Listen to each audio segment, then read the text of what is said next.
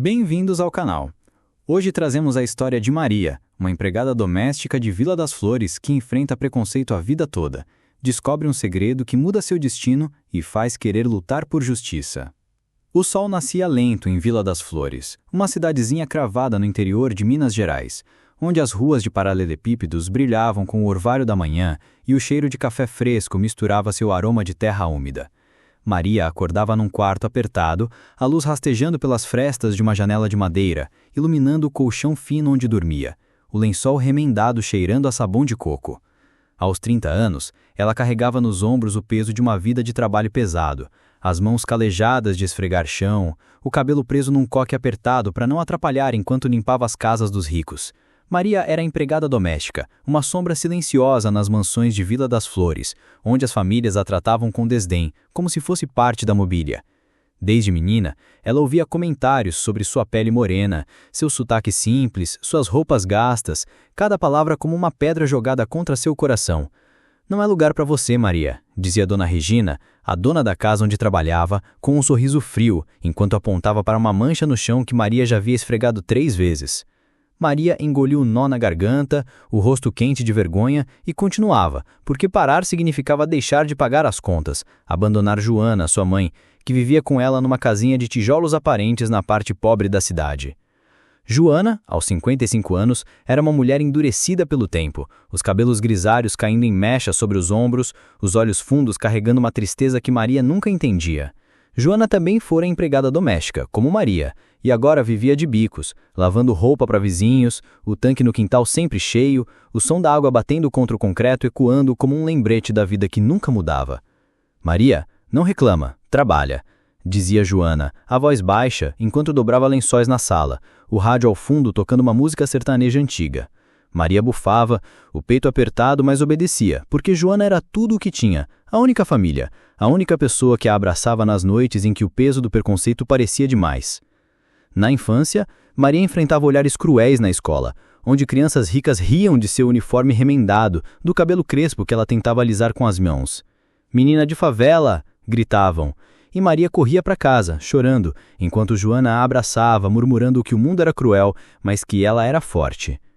Maria não se sentia forte, não quando varria o chão da mansão de Dona Regina, ouvindo Felipe, o filho de 22 anos, rir com os amigos, chamando-a de sombra da casa, como se ela não tivesse nome, não tivesse sonhos. Maria sonhava com uma vida diferente, onde pudesse andar de cabeça erguida, usar vestidos que não fossem doados, ter uma casa com paredes pintadas, sem infiltrações. Na lanchonete do seu Zé, onde tomava café nas manhãs, o cheiro de pão quente misturado ao óleo da fritadeira, ela folheava revistas velhas, sonhando com as mulheres de capas brilhantes, com vidas que pareciam tão distantes. Seu Zé, um viúvo de 65 anos que tocava violão na juventude, sorria para ela contando histórias de shows em praças, tentando alegrar o seu dia. "Maria, você tem um brilho, não deixa ninguém apagar", dizia, a voz rouca enquanto limpava o balcão.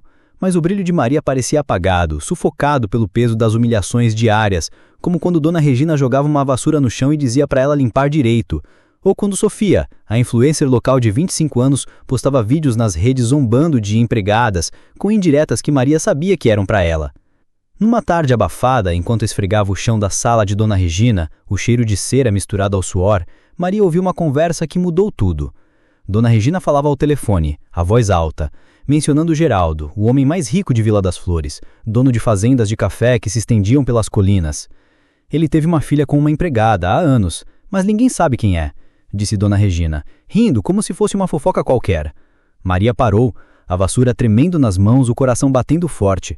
Algo naquelas palavras parecia familiar, como um eco de um segredo que ela nunca soube que existia. Naquela noite, na casinha de tijolos, com o ventilador zumbindo e o cheiro de feijão no ar, Maria confrontou Joana. "Mãe, quem é meu pai?", perguntou, a voz firme mais, tremendo por dentro. Joana parou de cortar cebolas, a faca suspensa, os olhos arregalados como se tivesse visto um fantasma. "Não pergunta isso, Maria, é passado", disse, a voz quase um sussurro. Mas Maria insistiu, o peito apertado, sentindo que a verdade estava ali, tão perto. Joana desabou na cadeira, as mãos cobrindo o rosto, e confessou: "Seu pai é Geraldo, mas ele é um monstro, Maria, um homem violento com filhos tão ruins quanto ele. Eu escondi para te proteger." Geraldo, aos 60 anos, vivia numa mansão no topo da colina, cercada por muros altos e portões de ferro, onde o cheiro de jasmim dos jardins contrastava com o peso dos segredos que guardava. Ele era dono de metade das terras de Vila das Flores, um homem de olhos frios, cabelo vencado para trás, que comandava com um punho de ferro. Seus filhos, Vicente, de 35 anos, e Eduardo, de 32, eram seus herdeiros, homens que herdaram não só a riqueza, mas a crueldade. Vicente era impulsivo, com mãos pesadas, conhecido por gritar com os funcionários da fazenda, enquanto Eduardo usava o charme para manipular, os olhos calculistas escondendo intenções sombrias. Joana, aos 25 anos, trabalhara como empregada na mansão, onde Geraldo a seduziu com promessas falsas, mas a abandonou quando ela engravidou e ameaçou-a para que nunca revelasse a verdade. Joana fugiu, com medo do que Geraldo e seus filhos poderiam fazer a Maria, medo de que a violência que marcava aquela família a alcançasse. Maria ficou em choque, o chão da sala parecendo desabar sobre os seus pés. "Eu sou filha dele? Eu sou herdeira?" perguntou, a voz tremendo, lágrimas escorrendo pelo rosto. Joana segurou suas mãos, os dedos calejados apertando forte, e implorou: "Não vai atrás disso, Maria. Eles vão te destruir." Mas Maria não conseguia ouvir, o coração batendo alto, uma mistura de raiva e esperança. Ela era filha de Geraldo, tinha direito à herança, a vida que sempre sonhou. Mas o peso da verdade era uma corrente, puxando-a para um abismo que ela ainda não entendia. Maria decidiu confrontar Geraldo. Com a ajuda de Clara, sua melhor amiga, cabeleireira de 28 anos que sonhava abrir um salão, mas mal pagava as contas, ela reuniu coragem para ir na mansão. Clara, com seu jeito alegre, mas firme, penteava o cabelo de Maria enquanto dizia: "Você merece saber a verdade, amiga, mas vai com cuidado. Essa gente é perigosa." Maria vestiu a melhor roupa, uma blusa doada que ela ajustara com pontos cuidadosos, e caminhou até a colina, o sol queimando a nuca, o coração batendo como um tambor. No portão, Carlos, o capataz de 45 anos, um homem leal a Vicente, a olhou com desconfiança, o rosto marcado pelo sol, e tentou impedi-la. "Quem você pensa que é?" disse. A voz cortante, mas Maria insistiu, o nome de Geraldo na ponta da língua. Dentro da mansão, Geraldo a recebeu com frieza, os olhos estreitos, o terno impecável contrastando com a simplicidade dela. "Você é filha de Joana." "Não tenho filha nenhuma", disse, a voz como um trovão, mas Maria viu um brilho de medo nos olhos dele, como se a verdade pudesse desmoronar seu império. Vicente e Eduardo apareceram, os rostos duros, Vicente com os punhos quistados, Eduardo com um sorriso falso que não escondia a ameaça. "Você é uma oportunista", disse Vicente, cuspindo as palavras, enquanto Eduardo ria, o tom melífluo. "Melhor voltar para sua vassoura, empregadinha." Maria saiu da mansão com o coração apertado, as palavras deles ecoando como veneno, mas a chama dentro dela queimava mais forte. Ela não era sua filha de Joana, era herdeira e não desistiria. De volta na casinha, Maria enfrentou mais preconceito. Sofia, a influencer, postou vídeos insinuando que Maria estava inventando histórias para subir na vida, e Camila, sua amiga de 27 anos, espalhava rumores nas redes, chamando-a de aproveitadora. Na lanchonete do seu Zé, tentou animá-la, contando histórias de sua juventude como músico, mas até ele parecia duvidar. "Maria, isso é coisa grande, cuidado", dizia, limpando o balcão com um pano velho. Lúcia, a colega de trabalho de 40 anos, mãe de 2 filhos, abraçava Maria nos intervalos, dizendo: "Você é mais forte que eles, menina, mas não sonha sozinha." Rafael, o padeiro de 29 anos, apaixonado por Maria, ofereceu apoio, trazendo pães quentes para a casa dela, o cheiro de fermento enchendo o ar. "Eu acredito em você, Maria", dizia tímido, os olhos brilhando, mas Maria hesitava, com medo de que o amor aprendesse a Vila das Flores. Maria buscou a ajuda de Beatriz, uma advogada de 33 anos que lutava contra a corrupção na cidade. Beatriz, com cabelos cacheados e óculos grandes, analisou documentos antigos descobrindo que Joana trabalhou para Geraldo na época da gravidez.